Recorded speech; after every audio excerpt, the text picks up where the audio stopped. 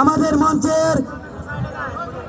মঞ্চের উত্তর পাশে যারা রয়েছেন আপনারা বসে পড়ুন, বিশৃঙ্খলা তৈরি করবেন না।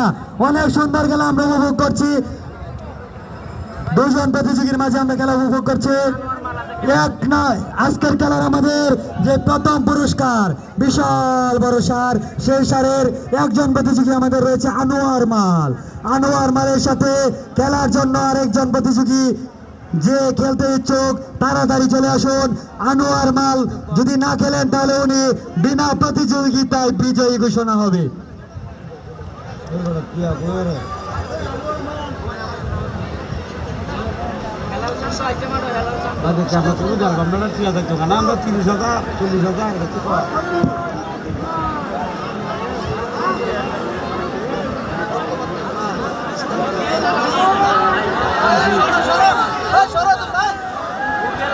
খেলা অনেক সুন্দর খেলা হচ্ছে, মৌদামের মাসুদ মালের সাথে ফয়সাল মালের খেলা হচ্ছে।